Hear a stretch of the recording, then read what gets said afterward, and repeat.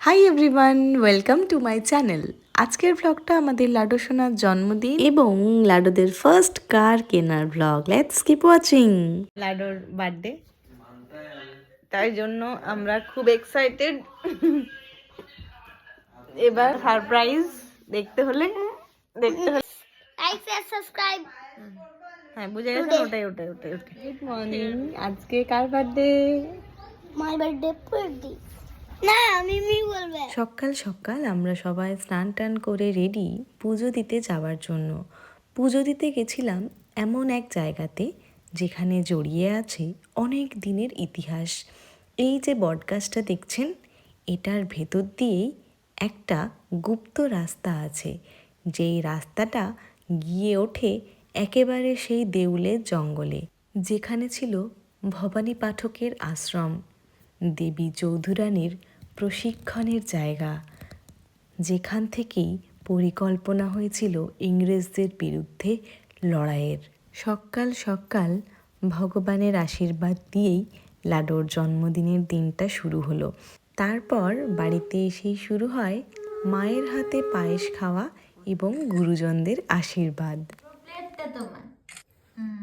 সর্দির আশীর্বাদ করার পর একে একে সৌরভদা ও আমিও লাডুকে আশীর্বাদ করি। দেখতে দেখতে এইটুকু লাডুটা দিন দিন কত বড় হয়ে যাচ্ছে। মনে হচ্ছে এই তো কবে জন্মালো, এখনই আবার তার কত বড় বড় ডায়লগ। হাই লাডু, আমরা এখন কোথায় যাচ্ছি? ভূতের রাজা। হ্যাঁ, কার বার্থডের জন্য? ভালো করে বলে দাও কোথায় যাচ্ছি। ভূতের রাজা দিল বা। আচ্ছা চলো, লেটস গো। এই যে আমরা চলে এসেছি। লাডু অনেক দিন ধরেই বলছিল আমাকে ভূতের রাজা দিলবরে জন্মদিনে খেতে নিয়ে যাবে, তাই জন্য আমরা সবাই সেদিনকে ভূতের রাজাতেই লাঞ্চ করতে এসেছিলাম। ওখানে এসে আমরা ওনাদেরকে জানিয়েছিলাম যে আজকে আমাদের লাডু সোনার জন্মদিন আছে, তো আমরা সেই জন্মদিন সেলিব্রেট করব।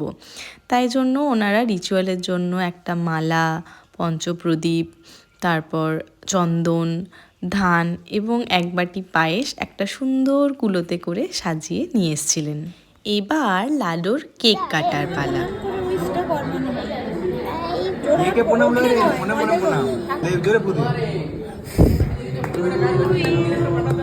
Happy birthday dear laddoo. হাতে দাও তালি, তবে আসবে ভূতের থালি। দু হাতে তালি দেবে। বলো বলো বলো।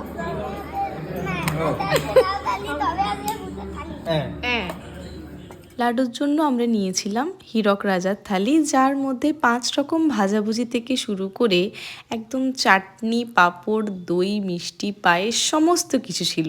তারপর ওনারা লাডুকে একটা বার্থডে গিফটও দিয়েছিলেন। এখানকার খাবারগুলো কিন্তু বেশ ভালোই ছিল। এবার ওখান থেকে লাঞ্চ কমপ্লিট করে আমাদের বাড়ি ফেরার পালা, কারণ এখনো অনেক কিছু প্ল্যানিং বাকি আছে। বেরিয়ে পড়েছি আমরা।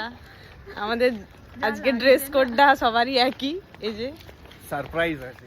আমরা সবাই মিলে যাচ্ছি কারণ আজকে সৌরভদা আর সর্দির যে গাড়িটা কিনছে সেটার ডেলিভারি আছে। কিরে, গাড়ি কিনছিস নাকি? আমরা বাইরে কফি খাচ্ছিলাম আর সৌরভদা সমস্ত পেপারসের কাজ কমপ্লিট করছিল। কেমন লাগছে? সেই মানে একটু এক্সপ্লেন। মানে আর বলার মতো ভাষা নাই। আমি কেমন ভ্যালেন্টাইন্স ডে গিফটটা হলো? তুই কি গিফট দিবি এবার সৌরভদাকে? আমি সারপ্রাইজ।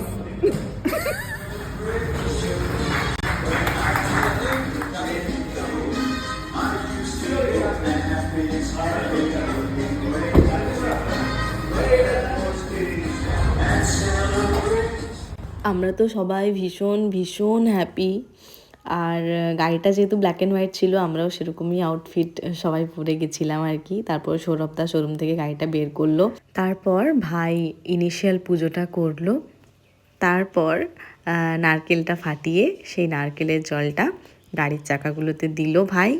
যেদিন থেকে গাড়িটা মানে কনফার্ম কেনা হয়েছে সেদিন থেকে আমরা তো ভীষণ এক্সাইটেড ছিলাম যে কবে গাড়িটা আসবে, কি পরে যাব না যাব আমরা ভীষণ এক্সাইটেড ছিলাম। আর গাড়িটা লাডুর জন্মদিনের দিনই এসছে, মানে যদিও সৌরভদা বলেছিল, বাট তাও একটু আমরা কনফিউজ ছিলাম যে আসলেই 13 তারিখে আসবে কিনা। বাট গাড়িটা ওই দিনই এসছে, সেটার জন্য আমরা আরও হ্যাপি। আর লাডু তো ভীষণ খুশি। ইভিনিং এ সেলিব্রেশন হবে, কি যে আমাদের স্পাইডারম্যান রেডি হয়ে গেছে, আর এখানে এবার বেলুন ফুলানো হচ্ছে। এই যে ঘর পুরো অবস্থা খারাপ। এবার লাডু ইভিনিংয়ে স্পাইডারম্যান সেজে বসে আছে। ওর ইচ্ছে ছিল ও স্পাইডারম্যান ড্রেস চাই, স্পাইডারম্যান বেলুন চাই, স্পাইডারম্যান কেক চাই, তাই সমস্ত কিছু স্পাইডারম্যান। আর তার সাথে আরেকটা কেকও ছিল যেটা সৌরভদার অফিস থেকে লাডুকে দিয়েছে। লাডু সকালে যে কেকটা কেটেছিল সেটাও সৌরভদার অফিসের দুজন কলিগই দিয়েছিলেন।